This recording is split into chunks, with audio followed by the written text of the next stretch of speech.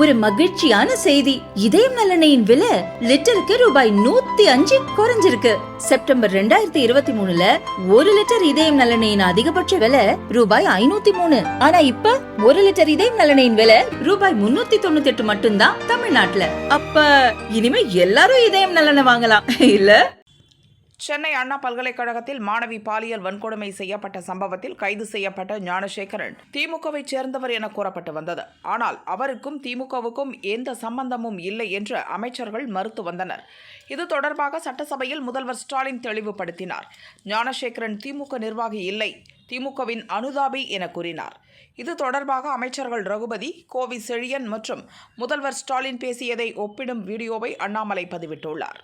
எனவே ஊடகங்களில் வர்றதுல அந்த ஞானசேகரனுக்கும் எங்களுக்கும் எந்த விதமான தொடர்பும் இல்லை என்பதை முதல்ல நான் தெரிவித்துக் கொள்ள கடமைப்பட்டிருக்கின்றேன். அது தவறான தகவல். இது அண்ணாமலை சொல்லுகிற காரணத்தால் அது ஒன்றும் அரசியலமைப்பு சட்டத்தில் எழுதப்பட்ட வாசகம் அல்ல. எது நடந்தாலும் திமுகவை குறை சொல்வது என்பது அண்ணாமலையினுடைய பிறவி குணம்.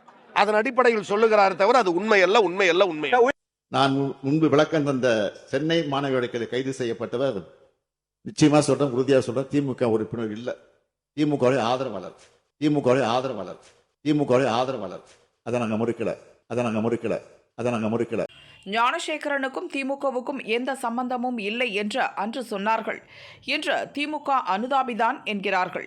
விரைவில் யார் அந்த சார் என்ற புதிருக்கு முற்றுப்புள்ளி வைக்கப்படும் போது ஞானசேகரன் திமுக நிர்வாகிதான் என்பதை இவர்கள் ஒப்புக்கொண்டாலும் ஆச்சரியப்படுவதற்கு இல்லை என அண்ணாமலை கூறியிருக்கிறார்.